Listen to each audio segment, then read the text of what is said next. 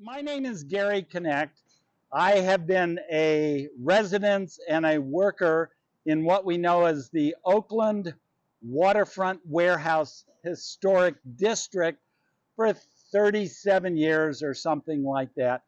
One of my favorite neighborhood buildings is behind us here, the Posey Tube Oakland Portal. And I'm here with... Thank you, Gary. Byron Lim from Caltrans District 4 Maintenance, and I'm the program manager for Tunnels and Tubes.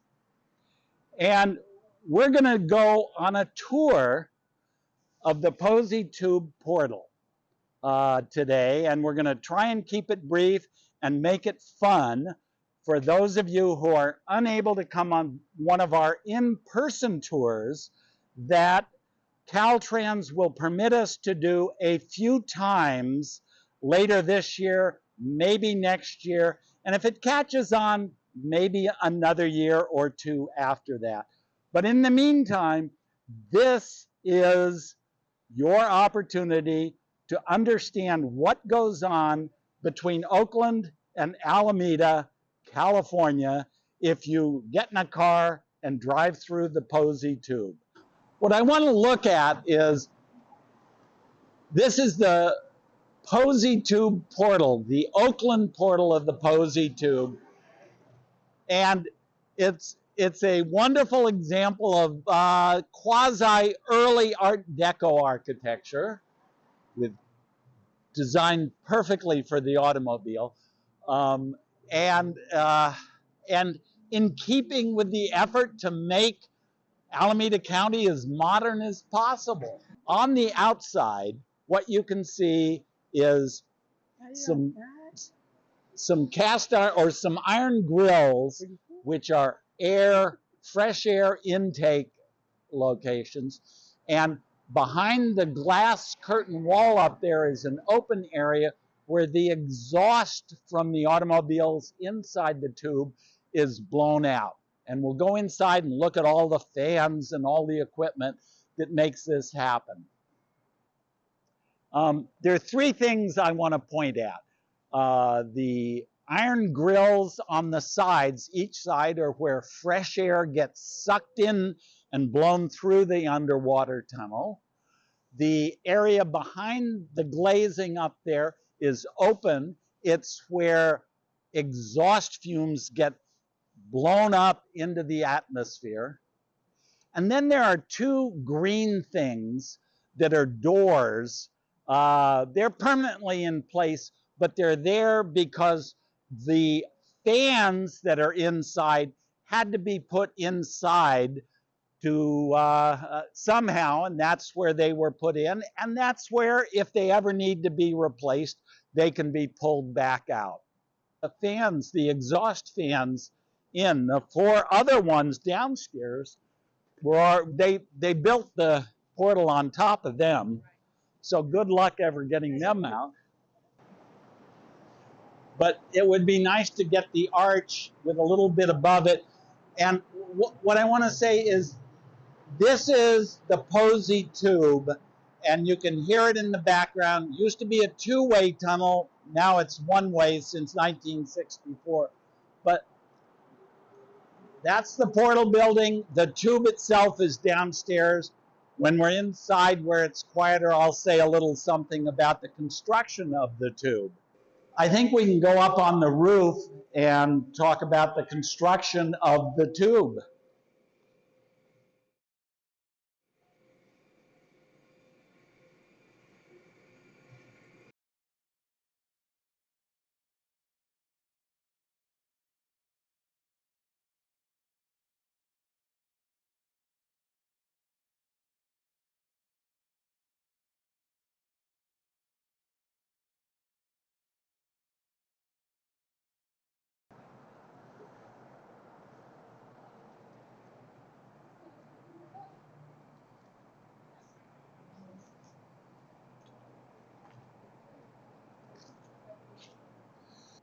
Shows the Nimitz Freeway and how it destroyed the approach to this lovely approach to the Posey Tube.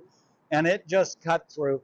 It kept Alameda County ahead of things with a new freeway,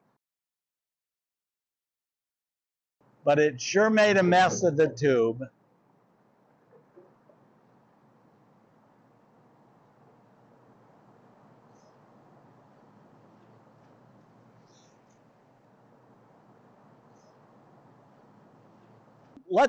Let's talk about the Posey Tube. We got it going underneath us here. We're up on the roof, and the Posey Tube is especially important as an engineering marvel. It's an underwater tunnel. It's a total of about 4,500 feet long, but it's basically, imagine a piece of pipe like this, 37 feet across, perfectly circular. It was made out of precast concrete, rebar and concrete, 203 feet long sections, poured in San Francisco, sealed at each end, towed with a barge across the bay, and sunk in the estuary. There were 12 pieces like this that were created in San Francisco and put in the estuary. All right. Each section had a roadway precast in it and a ceiling precast in it. This left you room underneath to blow fresh air in there, and above the ceiling to suck exhaust out of the tube. An underwater tunnel has a big problem, especially one like this designed for automobiles, has a big problem with car exhaust. And ventilation is a critical safety feature of what goes on in it. Inside these simple Art Deco buildings are the ventilation system, the electric system, the whole brains of the Posey Tube. So Gary, what you're looking at, these big openings are the exhaust fans. There's huge fans in the next level that will go down, and then those exhaust fans will exhaust the air out of the tubes. There are four fans, yep. And 1, 2, 3, 4. That's right. And the monitors are up in the Caldecott Tunnel? No, they're actually inside. But the controls? The controls are up in Caldecott Tunnel. And do they turn on automatically? They turn on automatically. Okay, I assume in 1928, when this was completed, yeah, there was somebody in here, and he was smelling the air and saying, okay, let's turn on another fan. That's correct. Okay. That's correct. All right. And we're not going to go up those ladders.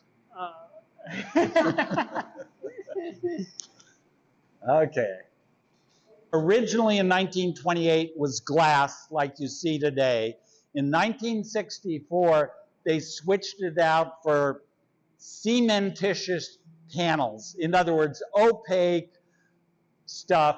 And you could, from 64 until whenever they did the restoration work 10 years ago, it was opaque. You couldn't see through it. Okay, well, this is a secret part of the tour. It's not on the in-person tour. It's not available normally to anybody unless they're in a hard hat and accompanied by Caltrans. And it requires climbing 2 ladders, so it's not accessible.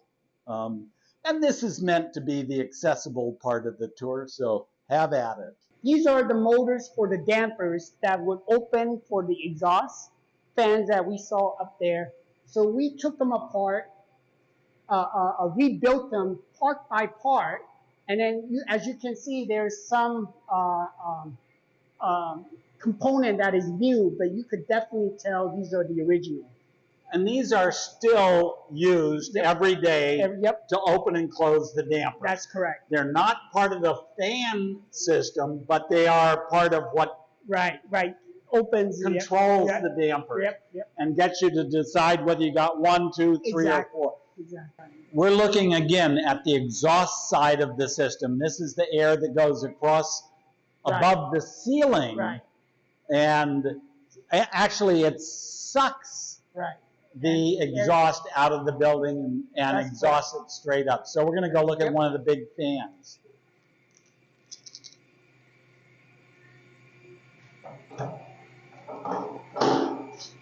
Dum, da-dum, dum.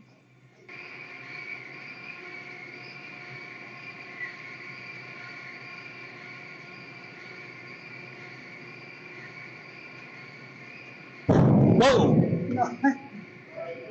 Explosion. So what's happening is this is the air that goes up to the upper chamber. The damper doors open.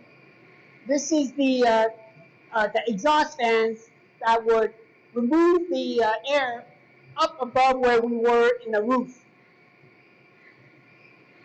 This is the top of the tube. Right. And it's sucking the air out. This fan in here is sucking it out and shooting it up. Right. Let's get the camera in here to get a close look. And this is all original, and we did refurbish it, but it's from day one. And as you know, they don't build them like they used to. It's doing okay. It's doing okay, and that's the top of the roadway. That's the ceiling of the roadway, and that's where we're sucking all the exhaust out.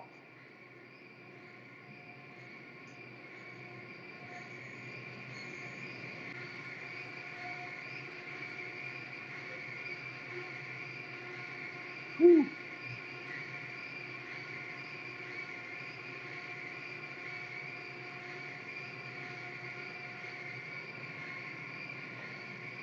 I'm glad I didn't get sucked or blown in there.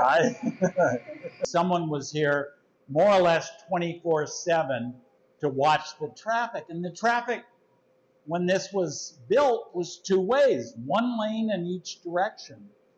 And, you know, when it opened in 1928, on October 27th, which was a Saturday, there was a contingent of officials on the Oakland side led by Mayor John Davey, and a contingent of officials on the Alameda side led by the mayor whose name I don't know, Cole. And at exactly 2:30, they marched to the center of the tube and met up and celebrated and cut the ribbon. It wasn't until 6 o'clock that evening that traffic could actually go through the tube. But it was a big day. It was a celebration of an amazing achievement in automobile-oriented travel in the state of California. And in California, we love our automobiles. This is such a great shot as you're going down. Yeah.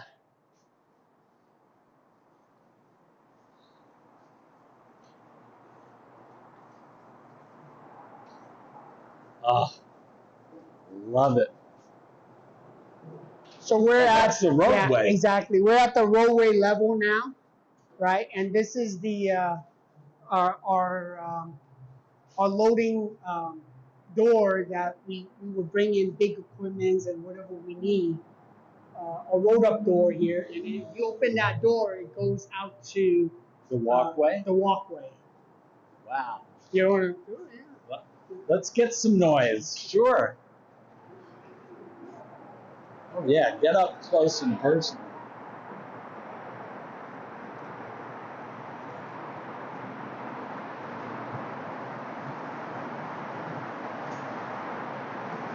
I will comment, if you can hear me, that the tile is not original. The tile finishes were installed in about 1964. It was just painted concrete before that time.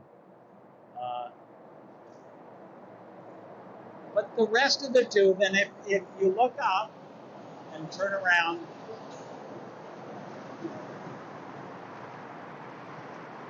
You can see the roof, above which we're sucking the air out, and the roadway below, under which we're blowing fresh air into the tube and keeping everybody healthy and happy.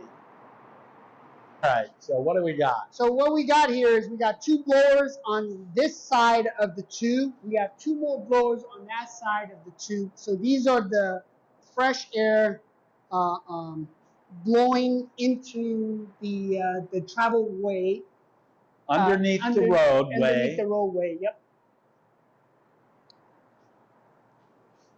And they're essentially like your hair dryer that you'd get at home that looks like a gun turned upside down, and they're just blowing air underneath. And That's there's correct. 1, 2 on this side, Right. and 1, 2 on the other side. Right. So if you're wondering where we get the fresh air, yeah.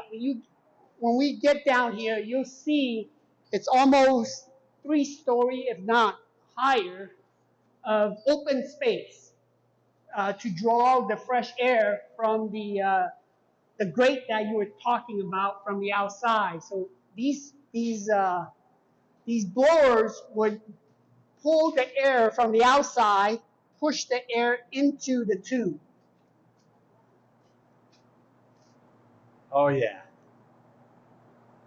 So that's the fresh air there. Right. Right there. Right. We're standing in the fresh air right here. Right. Ah, that fresh air, lovely fresh air. And yeah, if the camera looks in here, you can see the back side of those grills. The grills are in this line right here. You need to look over that way.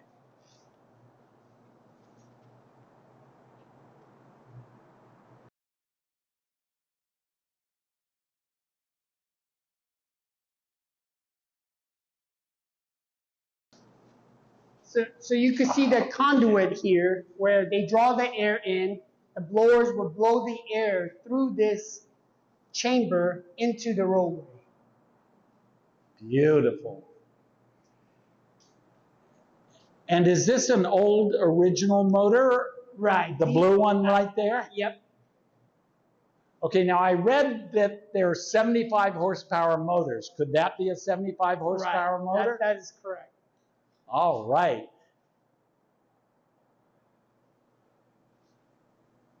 So it's amazing how much of the basic equipment is still in use today.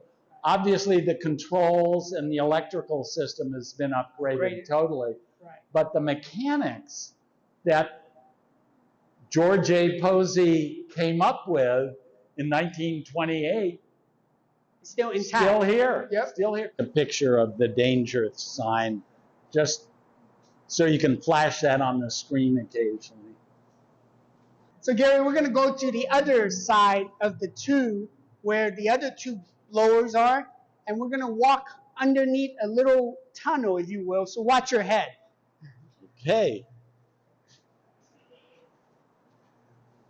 And by the way, these are the pumps, just in case this building gets flooded. So these are the pumps that will draw out. Well, let me ask you about pumping, because that's the other thing. The tubes go down, and obviously rainwater and other water goes inside. I believe there are pumps somewhere down there. They are. Where do they pump the water to? So there's a holding chamber down there. Underneath? Underneath. Yeah. And then it's able to hold the water, as well as there's pumps there that will pump it back out. And when they pump it out, where does it go? Where does it empty? Right. It'll come out to here, and then there's a pumping systems that will remove the water. And now we watch our head. So we are literally under the roadway right here. Right here. Okay.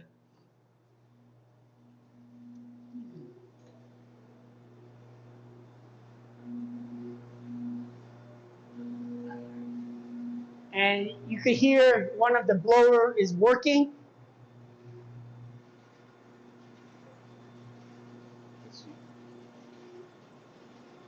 This, this, there it is. And it's just sucking the air from the natural outdoor air. It's sucking it through those lovely iron grates and just sending it underneath the roadway where it slips up on either side. You could feel a little bit of a breeze. I do. Right? I do. As it's drawing air from up above. It's well designed at that time to use the fresh air from the outside, bring it into the building to open space like this, and then let the motor work to push the air in.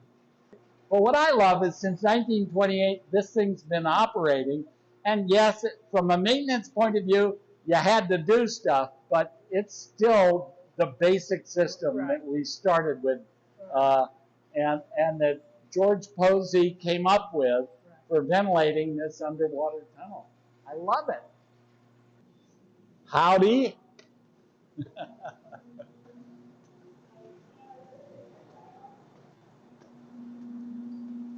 So that camera is letting the folks know in Caldecott that we're wandering around here. That's right. And they could send the OPD down here or the Caltrans Police Department. All right. But so for anybody who wants to break in, you're going to get both OPD and CHP to take care of you. So be nice to this historic resource. Don't come breaking in here. I love this building. We love this building. And this marvelous activity that goes on day in and day out here is just astounding. Somewhere in what I read that there is a little office, but I don't think they even knew how old or new it was. Wow. We're in a funny little office that we don't know how old or original it is. But I guess if you wanted a windowless, dark, dreary office, this would be it. Have a seat. Yeah, operator room up there.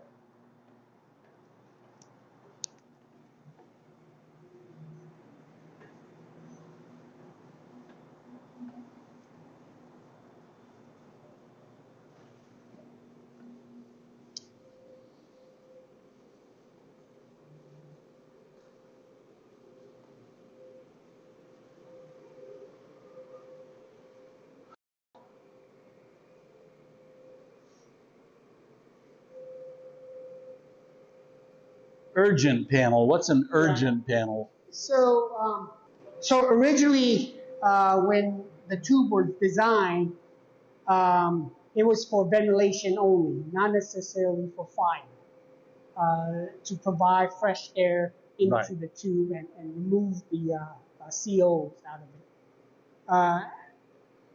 As we started having more cars going in, there would be fires, so we had to start adding fire life safety system into the tubes. And these newer looking units are part of that. So you have to have emergency backup power.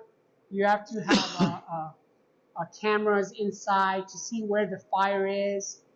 We had to modify the ventilation to be able to exhaust out the smoke from the fire, so that the first responders could respond safely. Could get in.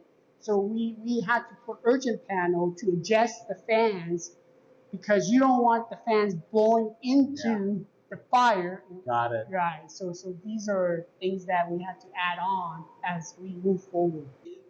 There was obvious remodeling done here in 1964, and it was done in conjunction with the completion of the Webster Street. Is it called a tube? They call it a tube.